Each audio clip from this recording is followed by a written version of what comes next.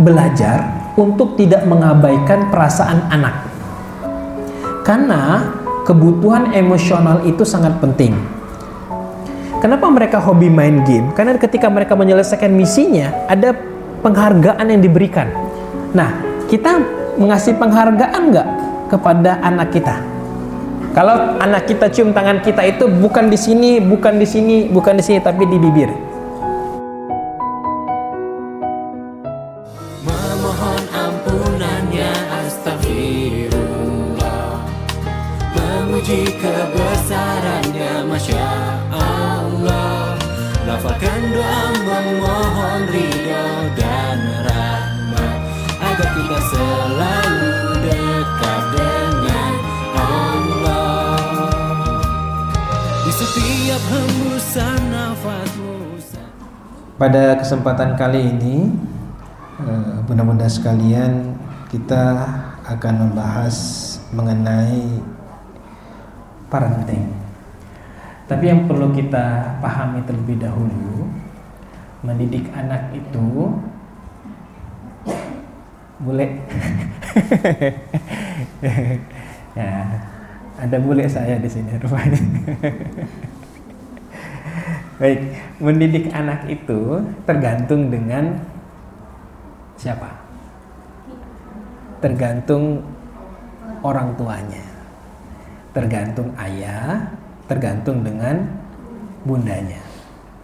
Karena anak itu melihat siapa ayahnya dan siapa bundanya. Maka sebelum kita mendidik anak kita, kita mesti memposisikan kita sebagai suami istri, agar nantinya suami istri ini mampu dicontoh dan dilihat oleh anak-anaknya. Kalau misal seorang istri sering merendahkan suaminya, itu akan menjadi sebuah pembelajaran bagi anaknya nanti. Kalau perempuan dia menikah, dia akan merendahkan suaminya. Iya, kalau ketemu dengan suami yang soleh. Kalau dia suaminya yang salah, bisa KDRT. Tunggu ya. Makanya ketika bunda marah dengan ayah, baiknya tidak di depan anak. Melipir aja dulu. Ya, melipir aja dulu. Tapi ketika bunda marah di depan anak, itu akan mungkin mereka nggak protes saat ini, tapi dalam memori mereka akan, oh berarti sah-sah aja nih kalau saya nggak menghormati pasangan saya. Ini dalam parenting. Ternyata kita itu kadang nggak perlu banyak ilmu parenting, minimal kita kasih contoh aja. Yang jadi masalah itu kadang kita nggak bisa kasih contoh. Ilmu parenting sehebat apapun, kalau kita nggak bisa kasih contoh yang terbaik, nggak bisa juga. Kadang-kadang kita sudah banyak ilmunya nggak bisa. Makanya yang awal itu, bagaimana antara hubungan suami istri itu nyaman, aman, maka insya Allah akan aman.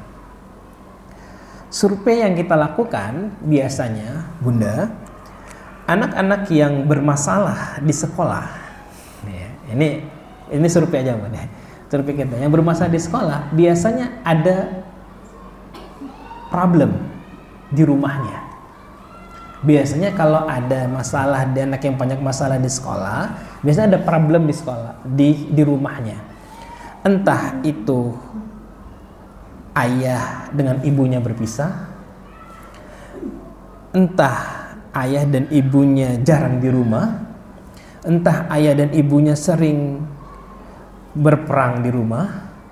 Itu menjadi sebuah menjadi permasalahan tersendiri bagi anak.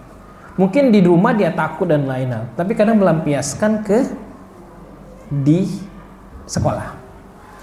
Maka penelitian mengatakan seperti ini, Bu.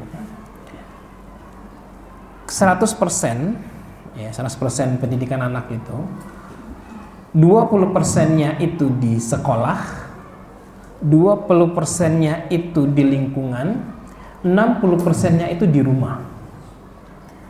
Kalau 60% yang mereka tidak dapatkan di rumah, maka 60% ini akan diambil oleh lingkungan.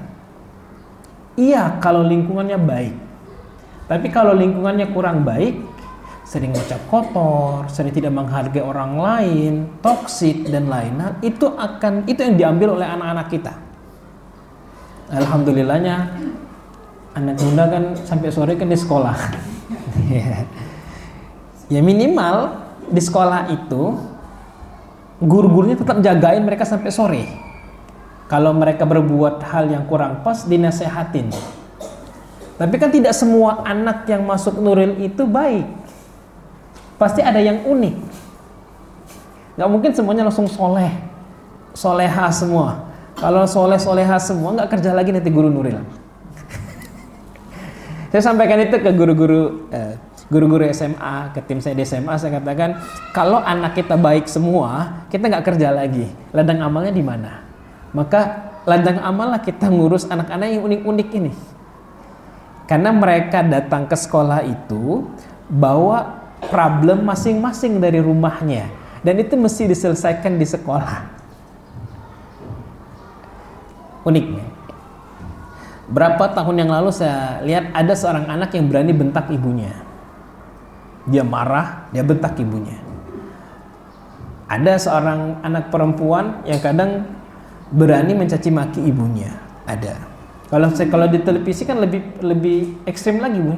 Ada yang nerjang ibunya, bahkan ada yang bunuh ibunya.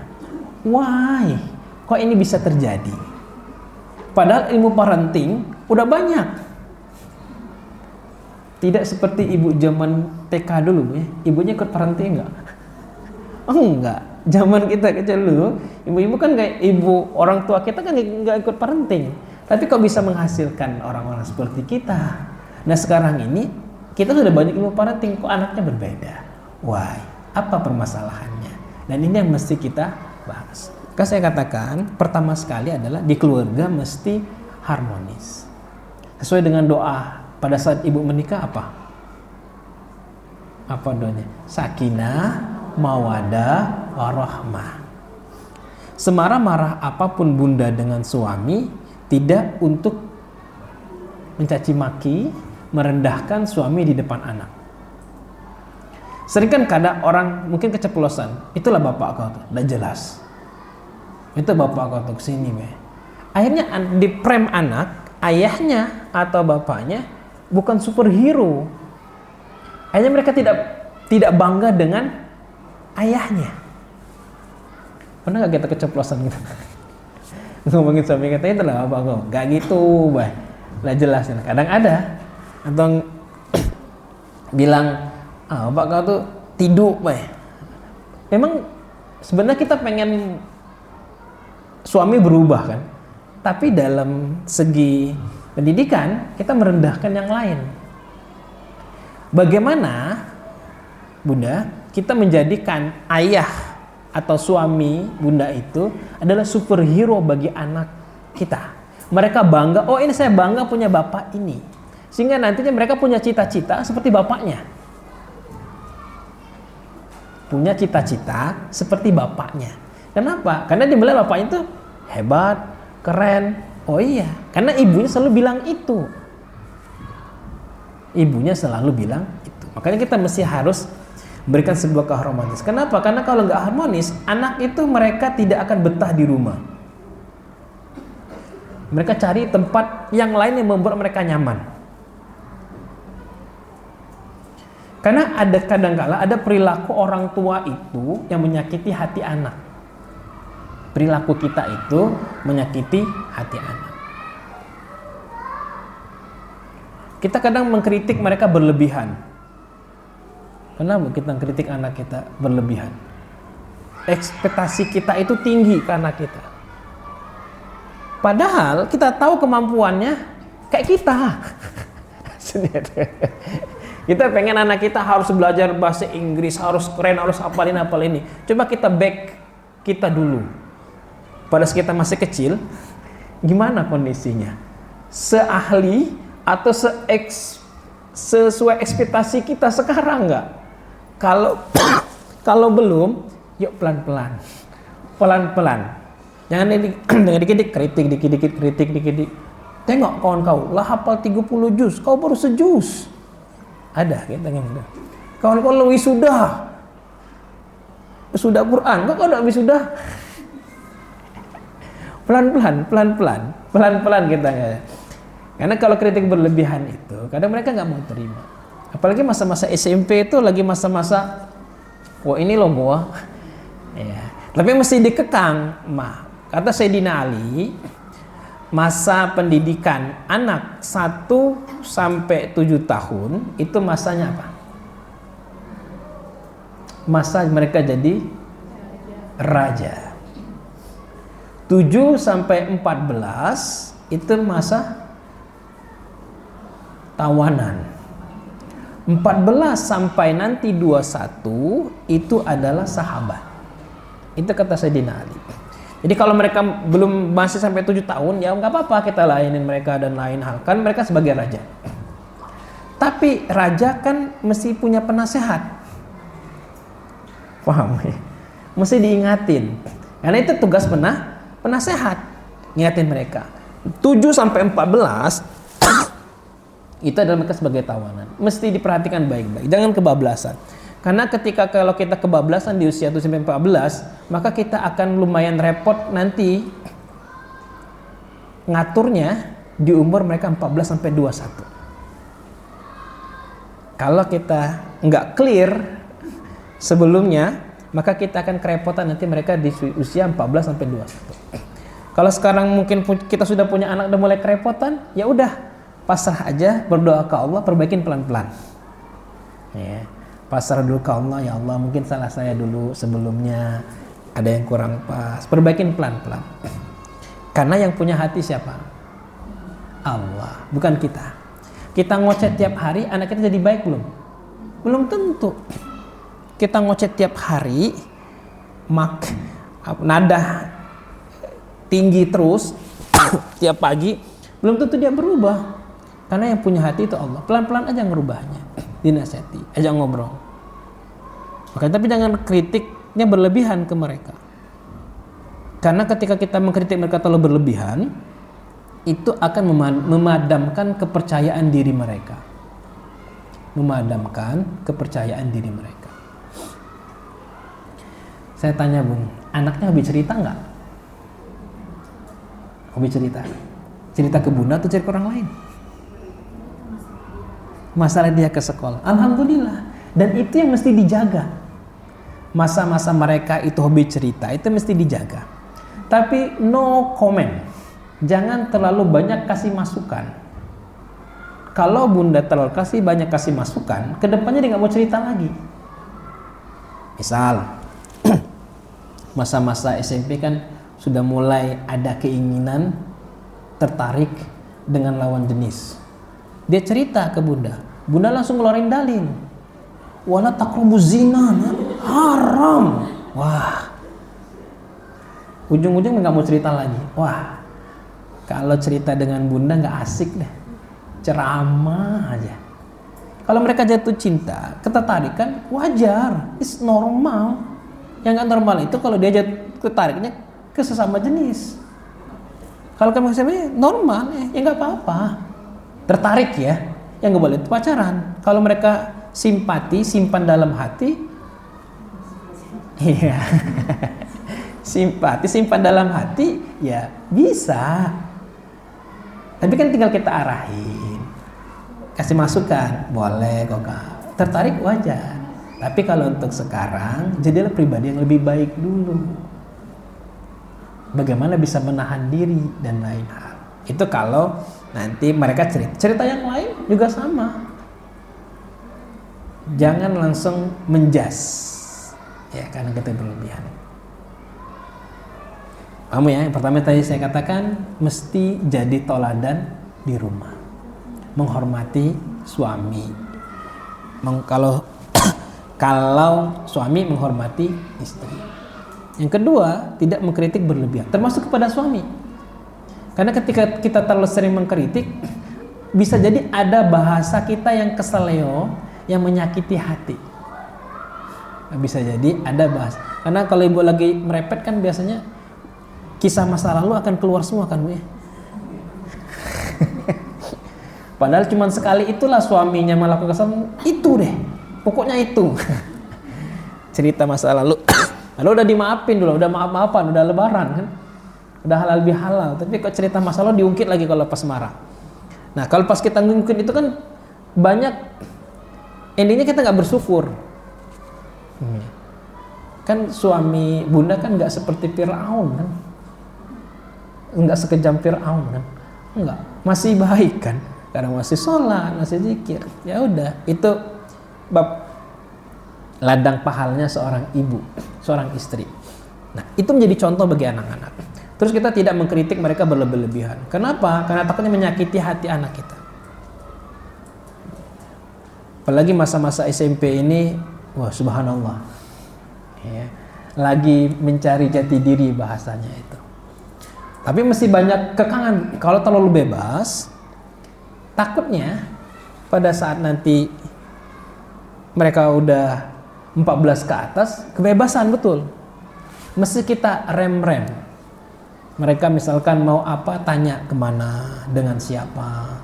Kalau ternyata bergaulnya laki-laki perempuan, ya mesti dikekang dulu, nggak boleh. Handphone juga mesti dijaga baik-baik. Pernah nggak ngecek Bu di handphone anak kita itu? Ternyata yang pengen merusak anak kita itu banyak. LGBT itu ada grupnya. Terus seks porno itu ada grupnya. Narkoba ada grupnya. Terus terorisme ada grupnya. Kemarin kalau SMA sekarang ini lagi maraknya penanggulangan IRET. IRET itu intoleransi, radikalisme, terorisme. Kenapa? Karena ada satu sekolah di Jambi terindikasi anaknya ikut grup teroris tingkat dunia. Iya. Karena kan anak-anak kita kan apa bahasanya itu? Udah kemana-mana kan jangkauannya melalui handphone mereka. Makanya mesti hati-hati. Apalagi masa-masa SMP belum tahu mana baik, mana buruk. Di masa SMA kita mesti ngasih banyak masukan ke mereka, mesti dikekang. Misalkan jam handphonenya jam sekian udah nggak boleh main handphone lagi. Kasih pemahaman ke mereka. Kemarin ada kejadian di grup anak-anak kita itu kan kecenderungan judol dengan porno aksi. Jambi kan nomor urutan keberapa? Urutan kedua kan? Lumayan Bu, judol dan lain-lain itu. Ini menjadi sebuah perhatian kita selaku orang tua. Di handphone itu ada grupnya ternyata. Kita pernah sidak, kadang ada anak kita itu mereka koleksi video pornografi itu, dan mereka itu menyimpannya di file saya. Ada file dalam file dalam file dalam file dalam file. Kalau kita ngecek sekali aja nggak ketemu. Dan mereka kadang berbagi sesama mereka. Makanya kita mesti waspada. Handphone ini kalau digunakan dengan baik nambah kemampuan mereka. Tapi kalau nggak dijaga dengan baik akan merusak karakter anak-anak kita. Maka kejadian peristiwa sekarang anak kecil sudah memperkosa, sudah bisa membunuh orang. Permasalahan di mana mereka? Dari mana? Dari sini, dari handphone. Anak kita main Roblox ya. Itu mereka belajar apa sebenarnya? Atau main PUBG, Mobile Legend dan lain hal. Itu ngajarin kalau nembak orang biasa aja kan? Nyakitin orang biasa aja. Yang hilang apa? Perasaannya hilang. Rasa empatinya hilang. Jadi ketika dia makanya sering kita lihat di televisi kan, ninju orang sampai babak belur, mereka biasa aja. Sering kejadian ya, ada yang sampai patah tulang dan lain hal. Viral kan berapa kali di televisi kita lihat. ada yang sampai meninggal, tapi kok anaknya biasa aja, masih senyum dia. Kata kita dilihat di televisi kan sering berapa kali kejadian itu, mereka masih senyum bahagia kan. Bisa jadi itu penyebabnya, karena tadi mereka tiap hari main dan itu mereka bahagia. Mereka nggak ketika melakukan sesuatu yang negatif biasa aja, padahal dalam ininya kan kurang pas. Maka ketika anak kita main bola terus dia lari ke sana lari ke sini, ya nggak apa-apa, lebih baik itu. Ada yang energi tersalurkan daripada mereka di rumah saja main handphone, karena mereka nanti akan dididik oleh handphone dengan yang tadi yang kurang pas. Tanpa kita sadari merusak, mematikan perasaan. Makanya Bunda, kita mesti belajar untuk tidak mengabaikan perasaan anak. Belajar untuk tidak mengabaikan perasaan anak kita. Tadi saya katakan kita mesti ngasih contoh, tidak mengkritik mereka berlebihan, tidak mengabaikan perasaan anak kita. Karena kebutuhan emosional itu sangat penting dengan kebutuhan fisik. Ketika perasaan mereka diabaikan, anak merasa tidak dihargai dan hilang kepercayaan pada orang tua. Kenapa mereka hobi main game? Karena ketika mereka menyelesaikan misinya, ada penghargaan yang diberikan. Entah itu, kalau bahasanya, entah itu item, entah itu kata-kata great, selamat kamu berhasil, kan ada tuh. Dan anak-anak senang itu. Nah, kita mengasih penghargaan nggak kepada anak kita? Ketika mereka mengucapkan Assalamualaikum, Bu, pernah nggak kita mengucapkan terima kasih udah memulai masuk? Pernah nggak? Atau kita nganggap biasa aja? Ada anak kita itu udah mulai mencoba untuk cuci sepatu sendiri. Pernah nggak kita menghargai yang mereka lakukan? Atau mereka cuci piring bantu kita? Pernah nggak kita menghargai? Atau biasa aja bagi kita? Sama aja ibu misalnya bikin kopi, suami ucapin makasih nggak oleh suaminya? Ada yang ngucapin, ada yang nggak kan? Kalau pelatihan keluarga Samara, suami mesti ngucapin terima kasih. Kenapa? Perasaannya beda. Tapi rata-rata suami yang mengatakan itu kan memang udah kewajibannya. Betul, itu kewajiban, bukan kewajiban sih sebenarnya. Apa namanya, bentuk kasih sayang istri pada suami. Karena kewajiban istri itu cuma melayani suami, sholat, mendidik anak. Ya, kalau bikin kopi itu bukan kewajiban suami, bukan kewajiban istri. Ya. Cuci baju itu bukan kewajiban istri. Cuci baju itu suami. Ya. Kalau dalam itu tugas itu cuma 3. Taat pada suami, mendidik anak, sholat.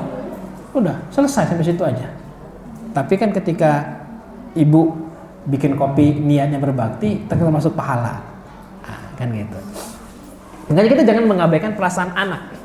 Kalau kita ngabaikan perasaan anak, takutnya nanti perasaan mereka itu, emosional mereka diambil oleh orang lain. Saya berapa kali ngisi pelatihan di BNN. Ternyata bandar-bandar narkotik dan lain hal itu untuk mendekati pangsa pasarnya itu, mereka belajar ilmu psikologi, belajar belajar NLP, pendekatan. Makanya kalau ada orang yang ketangkap narkoba, biasanya mereka tidak mau ngasih tahu siapa bosnya kan. Gitu ya, jarang ketangkap bosnya. Kenapa? Karena mereka mungkin menghargai bosnya dan lain hal. Dan ini mesti kita pahami. Ternyata orang di luar sana itu mereka siap mencengkram anak kita. Kalau kita nggak menghargai anak kita, nggak jaga perasaannya dan semuanya, maka anak kita akan diambil oleh orang lain. Akan diambil oleh orang lain. Iya, jasadnya ada bersama kita, tapi jiwanya nggak bersama kita. jasadnya bersama kita tapi jiwanya nggak bersama kita. Makanya kita mesti ngasih, tidak mengabaikan perasaan mereka. Dipuji, sekali puji pun jangan lebay, biasa aja. Misalkan dia lagi ngerjain sesuatu, misalkan dia sudah bisa merapikan kamarnya, meskipun cuma sekali itulah. Dipuji nggak apa-apa, dipujinya tapi oh keren nggak gitu. Alhamdulillah, bunda senang lihatnya kakak udah bisa merapikan kamarnya. Udah gitu aja. Kita senang kalau anak kita udah bisa merapikan kamarnya, udah bisa pakai sepatu sendiri, udah bisa makan yang baik. Kita senang aja kita melihat mereka. Itu sudah bentuk penghargaan, karena setiap manusia itu kan butuh perhatian dan dirinya dihargai, dan itu mesti kita masukin ke anak kita. Karena ketika anak kita enggak mendapatkan jiwanya itu enggak disentuh, dan ketika ada orang lain yang menyentuhnya, maka anak kita kan diambil oleh orang lain. Apalagi anak perempuan. Ketika anaknya campur-campur, kan ada laki-laki ada perempuan kan. Kalau anak perempuan perasaannya tidak dijaga oleh ayahnya, maka akan kecenderungan nanti dia akan diambil oleh orang lain perasaannya. Makanya timbullah yang namanya pacaran, terus mengorbankan apa saja untuk pacarnya. Karena bisa jadi karena perasaan dan jiwanya nggak dia dapatkan dari ayahnya. Menurut penelitian, kalau seorang anak yang mendapatkan kasih sayang yang baik dari ayahnya, biasanya mereka nggak mau pacaran, karena dia sudah mendapatkan kasih sayang itu di mana? Di rumah. Kalau anak laki-laki, dia dapat kasih sayang dari ibunya. Kalau perempuan dari ayahnya. Itu memang Allah udah ngatur sistemnya itu. Tapi kalau ada yang kurang, maka kan diambil oleh orang lain. Pengen anak kita diambil orang lain, Bu. Karena belum tentu orang lain itu sayang dengan anak kita kan. Jangan-jangan dia pengen ngerusak anak kita. Lebih baik kita mencegahkan daripada mengobati kan. Apalagi zaman sekarang, di tengah pornografi, narkoba dan lain di mana-mana, banyak yang siap menerkam anak kita. Gay, lesbi, itu juga banyak. Makanya jangan bangga atau tertawa ketika anak kita ini, kalau yang laki-laki dia pakai make up dan lain, enggak lucu itu. Ya. Kalau bisa dikasih nasihat. Fitrahnya bukan itu, tapi fitrahnya adalah maco, keren. Yang perempuan juga sama. Kenapa? Kalau enggak akan diambil orang lain. Karena itu bukan takdir, tapi bisa itu karena kebiasaan pada saat masa kecilnya. Dan itu bisa diobati, tapi mesti lama kalau udah ekstrim ya. Tapi makanya kalau dari kecil mesti dijaga baik-baik. Ini kejadian di sekolah lain. Kita sering ngumpul dengan kepala sekolah. Ada cerita, kadang ada yang transaksi di sekolah. Transaksi kalau bahasa anak zaman sekarang itu di aplikasi hijau, IC dan lain. Itu anak SMA udah banyak yang ngelakuin itu. Ya, mudah-mudahan Allah jaga anak-anak kita. Tapi di luar sana itu banyak yang kayak gitu. Anak-anak SMA ada yang berani jual dirinya. Anak-anak SMA. Makanya mesti hati-hati. Kalau bahasanya itu ya di tempat nongkrong-nongkrong mereka itu ada kemungkinan transaksi itu. Kalau dulu kan pernah viral pejabat di Jambi kalau nggak salah, transaksinya di mana? Di Bandrekan kan? Pernah nggak ibu baca dulu beritanya? Ada nggak anak SMA transaksinya dengan orang pejabat di Jambi di Bandrekan? Ada. Di tempat lain ada. Itu kejadian. Bahkan yang gay itu transaksinya di kamar mandi sekolah. Dan SMP ada. Maksudnya bukan SMP SMP luar ya. Makanya kita mesti hati-hati. Jangan sampai nanti perasaan anak kita itu diambil orang-orang lain, sehingga mereka merasa nyaman dengan orang lain daripada nyaman dengan kita. Kalau mereka udah nyaman dengan orang lain, kita ngasih masukan itu ngeblok dia. Apapun yang kita masukin ke anak kita, entah itu baik, entah itu kasih sayang kita, bagi mereka buruk aja. Pernah nggak Bunda ketemu dengan teman atau apa ketika dinasihatin orang, meskipun nasihatnya bagi kita baik, bagi dia buruk aja. Kenapa? Karena dia sudah ngeblok, perasaannya udah jelek aja. Nah, gimana kalau misalkan kita punya anak kita udah menganggap orang tua itu jelek, nggak menghargai dia dan lain hal. Bisa nggak kita kasih masukan lagi? Nggak bisa. Mumpung belum terjadi, anak kita masih soleha, yuk kita sentuh hati dan perasaannya. Yuk kita sentuh hati dan perasaannya. Jangan terlalu banyak mengkritik mereka, tapi ajarkan mereka untuk tanggung jawab. Jadi lebih baik. Kalau mereka salah, akui kesalahannya. Jangan kita bela kalau mereka salah. Tapi kalau mereka benar, kita siap membela mereka. Tapi kalau salah, misalkan mereka melakukan hal yang buruk, katakan itu buruk, nggak usah dibela. Kenapa? Kalau nanti kita bela, mereka melakukan hal yang kurang pas, mereka akan jumawa. Biasa aja melakukan ini, kan nanti ayah bunda nolong saya. Biasa aja saya ngelakukan ini, nanti ayah bunda juga nggak marah kok. Enggak. Kalau kita sayang dengan mereka, ketika salah ya salah, kalau benar ya benar. Kalau mereka salah, mereka harus tanggung jawab dan tidak kita bela. Kalau mereka benar, kita bela mereka. Paham konsepnya Bu ya? Kadang kita ini terlalu sayang dengan anak kita salah tetap kita bela. Ada yang kayak gitu. Endingnya nanti kita bisa jadi akan melahirkan orang-orang yang bagi mereka melakukan keburukan biasa aja, karena nanti ada yang bela. Saya agak kaget dulu pernah dengar ucapan anak-anak. Mereka melakukan sesuatu, nggak apa-apa, nanti ayah bunda juga yang beresin. Melakukan hal yang buruk, nggak apa-apa, nanti ayah bunda juga yang beresin. Kurang pas kan nih? Mereka ini nggak tanggung jawab. Makanya kita ketika mereka salah, makanya kita jangan sampai mengabaikan perasaan mereka. Kalaupun udah dinasihatin, udah dikasih masukan, ya udah kita peluk lagi mereka. Kalaupun nanti kita udah nada tinggi nih, rasanya. Kalau udah selesai, udah agak tenang, peluk. Maafin bunda ya, tadi nada tinggi.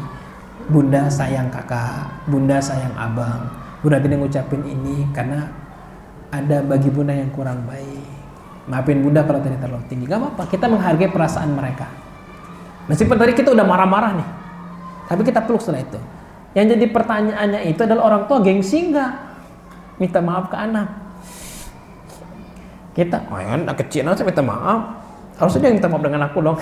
Karena kan kita ada juga rasa gengsi gitu gue, nggak mau kita. Kan kalau bahasa orang tuh bisa jadi, saya kan ngomong gitu supaya nanti dia baik. Jadi kita merasa diri kita benar. Betul kita nasihatnya benar, tapi kan kita mesti menjaga perasaan orang lain. Bunda aja deh kalau dia nasihat orang lain, gimana perasaannya? Nggak enak kan? Tapi kalau dia udah nasihatin terus dia ngasih tahu, saya kan nerima dengan legowo. Makanya jangan sampai kita mengabaikan perasaan anak. Terus tadi pernah saya singgung, ekspektasi kita jangan berlebihan, ya. Sehingga membebani jiwa anak. Setiap anak kita itu punya kemampuan dan ritme yang berbeda dengan anak-anak yang lainnya. Setiap anak kita itu punya kemampuan dan ritme perkembangan mereka yang berbeda dengan anak yang lain. Itu udah disamain. Ketika temannya sudah pintar bahasa Inggris, anak kita udah ikhtiar, belum juga bisa, ya nggak apa-apa. Hargai prosesnya, jangan hasilnya. Hargai prosesnya. Tapi kalau mereka nggak belajar, kasih masukan. Misalkan temannya udah pintar bahasa Inggris, dia nggak pernah belajar nih, kasih masukan. Tapi kalau dia udah belajar, terus memang belum saatnya dia sampai ke sana bisa, hargai prosesnya. Misalkan dia udah belajar nih mati-matian, tiba-tiba masih tetap remedial, nggak usah dimarah. Kadang kita ke orang tua ini kan, ya Allah, kenapa stupidnya orang lain dari mereka remedial, itu mematikan anak kita. Tanpa sadar kan gitu Bu ya. Anak kita remedial, misalkan kawannya nggak ada remedial, nah kita remedial, akhirnya keceplosan kita di rumah, ya Allah, nah. Atau pas bagi raport nengok anak kita, ya nggak apa-apa. Ketika mereka udah ikhtiar maksimal, udah belajar, hargain itu, karena ritmenya beda-beda. Anak kita kan punya kecerdasan masing-masing, nggak mungkin sama dengan orang lain. Terima itu. Kemampuan anak kita beda-beda. Kecerdasan anak itu beda-beda. Nggak mesti harus pintar matematika semua, enggak. Penelitiannya itu ada sekitar berapa kecerdasan Bu setiap manusia itu? Ada berapa kecerdasan yang dimiliki oleh manusia? Ada berapa Bu? Berapa Bu? Ada 17 ya. 17 kecerdasan apa 7 kecerdasan? Yang jelas setiap orang itu punya kecerdasan mas. Ada yang bahasa, ada olahraga, ada musik, ada masak. Makanya kita mesti kenal kecerdasan anak kita apa. Yang paling penting itu akhlak mereka baik. Pegang aja itu. Akhlak mereka baik, dengan orang tua hormat, ibadahnya bagus. Masalah kecerdasan itu nanti bisa dikembangin. Karena untuk sukses itu kan nggak mesti harus pintar matematika semua. Ketika mereka bisa bahasanya bagus, alhamdulillah. Bisa jadi bahasa itu yang membuat mereka nanti jadi sukses ke depannya. Atau mereka ternyata nggak expert di bidang akademik, tapi dia ternyata kalau masak enak, ya udah dikembangin itu. Berarti dia cocoknya jadi koki, jadi chef. Nggak usah dipaksain mereka harus pintar ini, minimal mereka bisa ngikutin. Yang paling penting itu akhlaknya baik, ibadahnya baik, karena itu yang akan mendoakan kita. Karena itu yang akan mendoakan kita. Itu konsepnya. Kalau yang lainnya, ya udah Bismillah. Kalau misalkan anak kita remedial terus, mereka udah belajar, ya kalau kemampuannya cuma segitu nggak usah dipaksain. Mau ibu leskan tiap hari ini ya, kalau kemampuannya segitu, ya segitu juga. Lihat kemampuannya di mana. Anak kita cerdasnya di mana? Misal, Bu, kalau hitung-hitungan kita, anak kita ini ternyata pintarnya di bahasa Inggris. Tapi di matematikanya dia anjlok. Ibu milih kursus kemana biasanya? Ningkatin bahasa Inggrisnya atau matematikanya? Iya, bahasa Inggris atau matematika yang ditingkatin biasanya? Biasanya orang akan fokus ke matematikanya dulu ya, tidak terlalu fokus ke bahasa Inggrisnya, karena nganggapnya aku udah bisa, yang ini nggak bisa nih. Tapi kan kecerdasannya bukan di matematika. Mati-matian dia belajar, nggak mungkin dia dapat 9. Maksimal dia itu 7,5, kalau nggak itu 8. Nggak mungkin dia dapat 100 biasanya, karena kecerdasan di situ. Kenapa nggak dioptimalkan di bahasa Inggrisnya? Sampai expert, sekejap mata dia tahu. Kita kan nggak, ending-endingnya ini nggak maksimal, ini nggak maksimal, di tengah jadinya. Rata-rata kan kita gitu, nggak fokus kepada kelebihan anak kita, kita fokusnya kepada kelemahannya aja terus. Apa kalau bahasanya nggak bersyukur? Iya kan? Makanya kalau punya anak udah punya kemampuan ini, ya udah fokusin aja ke situ dia. Misalkan dia pintar matematika, yang lain bahasanya anjlok, ya udah minimal dia bisa aja dulu. Gitu-gitu bisa. Untuk kehidupan sehari-hari dia selesai. Yang ini yang dikejar. Karena nanti ketika dia kuliah, kan tidak semua mata pelajaran dia ikutin. Cuma satu mata pelajaran. Kalau dia sudah expert di bahasa Inggris, ini contoh Bu ya, contoh aja. Expert di bahasa Inggris, nanti di kuliah bisa lebih expert lagi dia. Karena di sini udah mahir, bisa sampai ke luar negeri. Kalau kita fokus kepada kelemahannya, yang ini nggak dapet, ini juga nggak dapet. Siapa yang rugi? Kita. Sama kalau misalkan anak kita hobi masak dia, pinternya dia masak, yang lainnya nggak terlalu expert. Ya udah fokusin betul di masaknya, ibadahnya dibagusin, dekat dengan Allah, ngomong bahasa dikuasain, meskipun tidak terlalu expert. Ini mah kalau ngomong bisa dia, tapi yang masaknya kasih optimal betul. Bisa jadi koki, bisa jadi orang hebat ke depannya. Koki-koki hebat itu emang mereka pintar semua? Belum tentu. Ronaldo disuruh ngerjain soal matematika, belum tentu bisa. Tapi duitnya jauh lebih banyak kan? Kenapa? Karena dia expert di satu bidang. Dan Allah mengatakan, makanya kita jangan ekspektasi kita terlalu tinggi kepada anak kita, semua mesti dikuasain. Emang ada anak yang punya dikasih Allah kelebihan, punya semuanya bisa, ada. Tapi kita melihat dulu anak kita. Takutnya nanti membebani jiwa mereka. Pernah nggak misalkan anak kita les sana, les sini, les sana, les sini, les sana, les sini, dia semua les. Ya kalau anak kita mau. Kalau yang nggak mau, tertidur di tempat les itu. Iya, nggak belajar lagi dia. Tanya kita apa, passionnya apa. Yang katanya sampai nanti membebani jiwa mereka. Yang paling penting itu mereka udah sholat, udah akhlaknya baik, lihat bakat mereka di mana, kembangin. Udah 10:30. Sampai jam berapa Bu Ayu? Nanti saya ngomong aja terus nggak selesai nanti. Hah? Oh bebas. Ibunya nanti tertidur dengar saya. Oke, kita 3 dulu Bu ya. Pertama tadi mesti jadi tauladan. Kedua adalah tidak mengkritik mereka secara berlebihan. Ketiga adalah tidak mengabaikan perasaan. Keempat adalah jangan ekspektasi terlalu tinggi, tapi sesuai dengan kemampuan mereka. Kita mesti mengasihi anak kita dengan sepenuh hati. Apa doa yang diajarkan oleh Rasulullah untuk orang tua? Allahumma firli wali walidayya warhamhuma kama rabbayani shaghira. Yuk kita lihat artinya Bu. Ya Allah, ampuni aku dan kedua orang tuaku. Sayangilah mereka sebagaimana mereka menyayangi aku di waktu kecil. Jadi doa ini dapat kalau kita sayang kepada mereka di waktu kecil. Kalau kita tidak sibuk bekerja, lupa dengan kasih sayang kepada mereka, nggak sayang dengan mereka, dapat nggak doanya? Enggak kan? Coba kita lihat struktur kalimatnya Bu.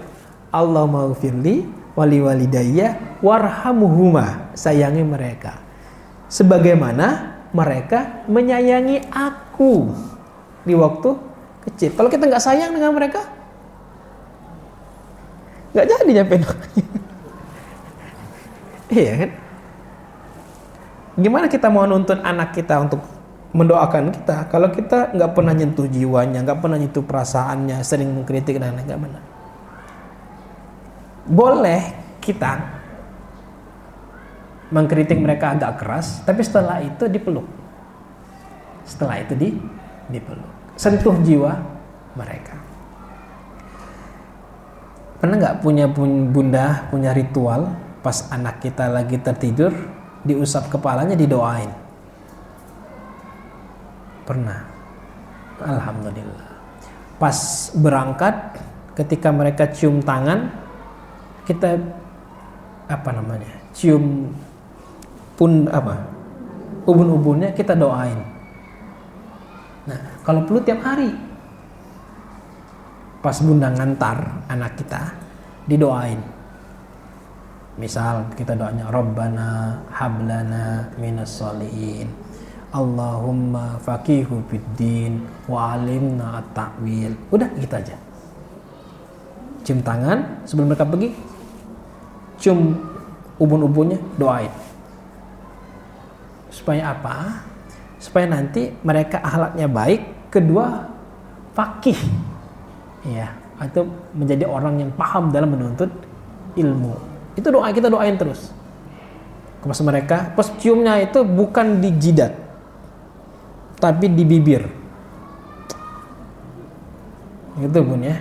Bukan di sini, bukan di sini, tapi di bibir. Ya. Karena sarafnya beda. Saraf bibir dengan saraf jidat itu beda. Ya, kalau anak kita cium tangan kita itu bukan di sini, bukan di sini, bukan di sini, tapi di bibir. Saya ngajarin ke anak saya itu, kalau dia nyium di sini, ulang di bibir, biar ada cintanya, ada kecupannya. Di situ saya ulang. Nah, terus biasanya saya doain. Kali itu dia diantar bundanya. Saya baru tahu kemarin pas saya pergi, bundanya ngantar. Anak saya gini-gini, nyurut-nyurut kepala. Dia karena bundanya nggak tahu kan, apa ini nyurut-nyurut kepala. Oh ternyata didoain. Karena selama ini kalau ayahnya ngantar, setelah cium tangan, ditarik kepalanya, didoain. Dia lagi gini-gini, bundanya nggak tahu. Kenapa kak? Doa. Oh doa. Kenapa saya pulang baru cerita? Oh ternyata disuruh doa. Itu hanya termemori dalam anak-anak kita. Itu mesti kita, meskipun mereka udah besar. Karena sebesar apapun anak, dia tetap anak kecil bagi kita. Ya kan? Meskipun udah besar. Karena kita nggak tahu ya. Bab hidayah kan Allah yang tentuin. Kita pengen itu. Ketika anak kita dewasa, mereka merindukan hal-hal yang kita lakukan. Hal-hal kecil yang kita lakukan kepada anak kita. Saya pernah melihat sebuah tayangan, sebuah pelatihan parenting yang dilakukan oleh Ibu Elia Risman. Tahu Bun ya? Pakar parenting. Selesai dia menyelesaikan materinya, banyak ibu-ibu itu datang cuman pengen dipeluk oleh Ibu Elia Risman. Karena mereka, kalau bahasa mereka itu, mereka merindukan pelukan itu yang selama ini mereka nggak dapat. Jadi kadang anak kita itu mesti dipeluk, diusap pundaknya, di belakangnya diusap. Itu bagi anak kita, maupun udah besar maupun kecil. Kalau dia masih kecil, masih SMP, enak. Kalau lah bujang, lah tidak mau lagi dia. Dan mumpung dia belum bujang, mumpung dia belum kuliah, biasakanlah peluk dan lain hal. Dibiasakan. Itu untuk anak-anak kita. Kalau dia berangkat, kita doain. Karena bab hidayah itu kan Allah yang tentuin. Tugas kita adalah mengikhtiarkan hal-hal yang baik.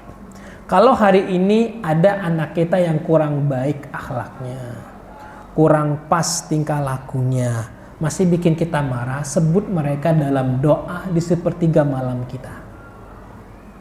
Kalau kita ngoceh aja, mungkin gak selesai. Tapi kita doa ke Allah, karena Allah yang maha membolak-balikan hati seorang hamba. Apalagi doa orang tua itu langsung ke langit, langsung nyentuh arsy-nya Allah itu. Tugas kita adalah mendoakan. Kalau anak kita ternyata belum soleh atau soleha, masih bikin kita nangis, ya didoain. Tapi tadi kalau mereka ada yang kurang pas, kasih masukan mereka. Misal dia berbohong, katakan kalau salah itu, kalau berbohong itu tidak baik, salah, katakan kepada mereka. Mesti bertanggung jawab atas pilihannya. Misal dia menghilangkan sepatu, tanggung jawab dia, kenapa bisa hilang, kasih masukan. Bukan kita marah karena hilang sepatunya, bisa kita beli lagi, tapi tanggung jawabnya mesti dikasih tahu ke anak kita. Anak kita kan sering apapun, tanggung jawabnya masih mesti dilatih lagi. Dulu sering banyak anak itu sering bawa Tupperware botol minum. Kalau sore-sore itu security atau yang pulang terakhir itu sampai puluhan ngumpulin Tupperware. Dikasih pengumuman, ini punya siapa, tidak ada yang ngaku. Baju olahraga sering hilang, padahal mereka lupa ngeletakinya digantung, itu balik dia. Tidak tahu kalau baju tadi masih di sekolah. Besok minta lagi, Bun beli baju olahraga. Kemana? Nggak tahu kemana. Kakak lupa. Mesti diajarin tanggung jawab. Gimana tadi? Telusurin. Anak-anak kan gitu kan. Dia basing aja. Mungkin kalau kita langsung kasih saat itu juga, mereka nggak belajar. Mereka nggak belajar. Ayo udah nggak apa-apa, beli lagi deh. Ya kan nggak apa-apa, nggak beli lagi. Akhirnya dia menggampangkan sesuatu yang nggak pernah belajar. Padahal kita pengen menjadikan anak kita itu tangguh, cerdas, berakhlak mulia. Mesti dilatih. Kalau dia melakukan sesuatu, kasih teguran. Oh ini kurang pas. Kalau barangnya hilang, cari dulu. Sebenarnya kita bisa aja langsung beli kan, tapi kita pengen melatih anak kita untuk bertanggung jawab. Saya sering melatih anak, asal gitu. Ketika dia melakukan sesuatu, rapikan. Kalau nggak boleh. Kalau menghilangkan, kemana? Apa? Jadi mereka tahu. Dan tapi kita jangan langsung marah-marah, Bun, ya. Santai aja.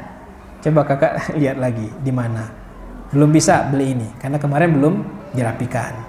Belum ini, bisa karena belum ketemu. Dia udah ikhtiar. Seminggu nggak dicarinya nggak ketemu, ya udah, minimal udah ada ikhtiarnya. Mereka udah bertanggung jawab. Bukan masalah hilangnya, tapi kita pengen ngajarkan rasa tanggung jawabnya. Ini mesti dilatih-latih. Baik, bunda sekalian, mudah-mudahan materi singkat. Sebenarnya masih banyak, tapi itu dulu ya. Mesti jadi contoh, mesti mengkritiknya dengan cara yang baik. Jangan mengabaikan perasaan anak kita, terus jangan sampai ekspektasi kita terlalu tinggi kepada anak kita. Terimalah mereka apa adanya. Terus kita memperbaiki dengan cara yang baik.